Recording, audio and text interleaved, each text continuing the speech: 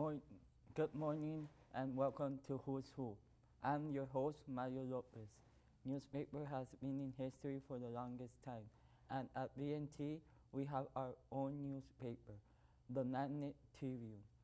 But who's behind the Magnet Tribune? Mr. Mark Weber, instructor here at Vidal Anterino. Thank you for being with us today, Well, Mr. thank you. Weber. Thank you for having me, Mario. Mr. Weber, first of all, where are you from, Mr. Weber? Originally, I'm from San Antonio. I've been down here in Laredo for almost 40 years now. Wow, that's big. That's too many years. Mr. Weber, tell me a little bit about your experience as a journalist teacher. Well, I'm one of the founding teachers of the school. I've been with the school for all 23 years. And when we first started, the school, of course, there was really nothing. It was just starting everything from scratch. I guess after about 6 or 8 weeks, I forget, or maybe a couple of months, the principal at the time said, let's have a newspaper. And I'd been working with students to get them proficient in newspaper writing and photography, and we weren't really ready, but I didn't have much of a choice. So our first paper was a front and a back page, and we didn't have any facilities. The school district printing department did the typesetting for us. We typed the stories in paper, and they would type things in their equipment, and then we'd get proofs. We could proofread, and they could make corrections on the proofs. And then the district printed it for us, so I'm kind of proud of that effort.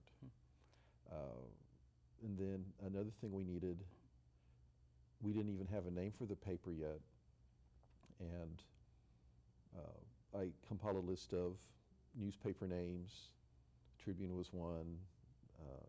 Just I found a whole bunch of papers and just wrote the names down. And then I let students vote, and it came down to, during the voting process, somebody asked, why can't we call it the Magnet? And it's like, okay.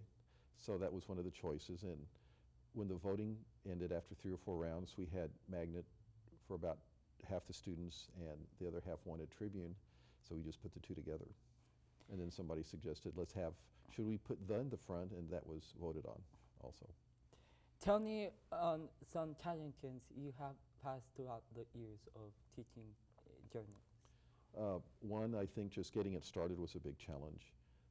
Another big challenge was the change that media has gone through, especially with the change from the old ways of doing things like,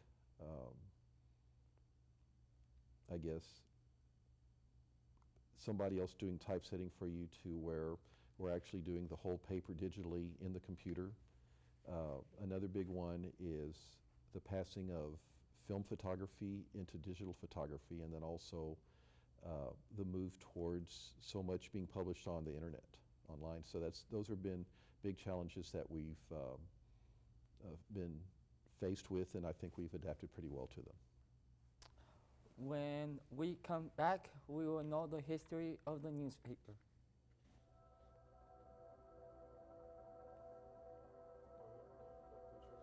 Okay.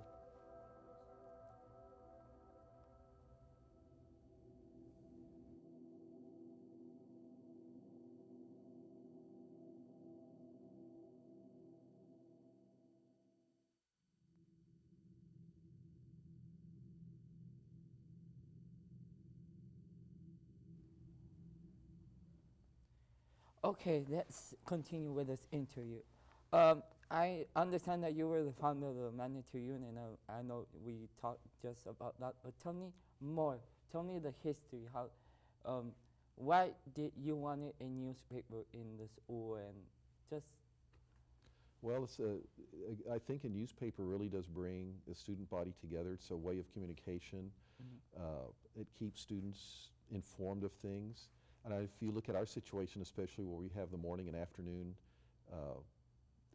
programs, where the morning students come in, they study and they leave. We have the afternoon students come in and they leave. And so there's not really that unity there like most schools where students stay on the campus all day. So Um, you know, for example, we had the 9/11 ceremony in the morning, and we didn't have anything comparable for the students in the afternoon, and so the paper is a way for the entire student body to really be able to share in activities that are going on. The 16 de septiembre ceremony, or I guess the event that we had, the morning had a smaller event than the afternoon, and so I think having some sort of, I guess, a central place where students can go and see what's going on is, I think, important. And I think it helps with school morale because it helps students also to feel a part of the bigger program. Where do you see your newspaper in 10 years, Mr. Webb? Well, I don't know that we'll still have a print edition or not. I know that right now so much goes online, and I don't know how many things we've put online since the school started in August, but quite a bit. And I know people like holding something physical in their hands when they read. I know I'm one of those.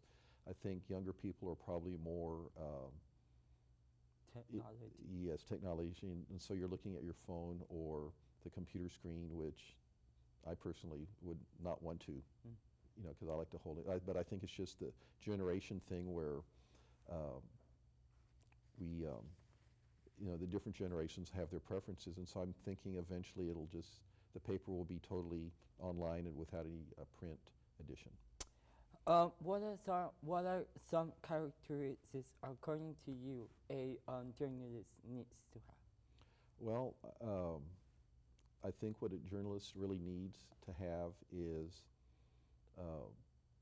the reading, writing, speaking, and listening skills that are important to be successful. And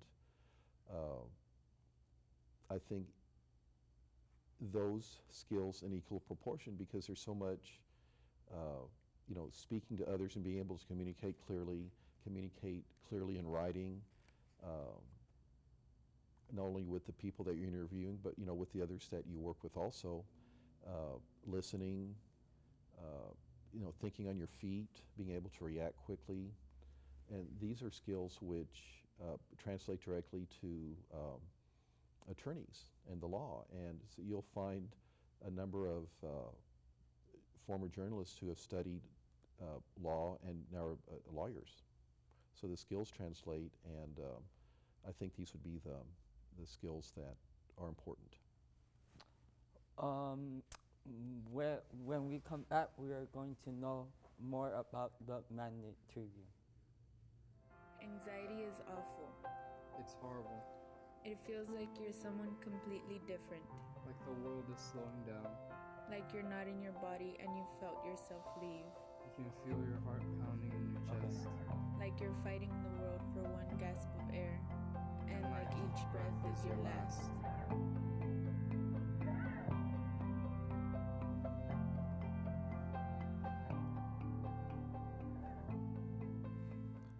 What are some difficulties a journalist has nowadays, Mr. Weber?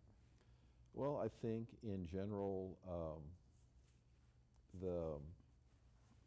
one of the big ones that comes to mind right off is the shift from, excuse me, a printed medium to the online.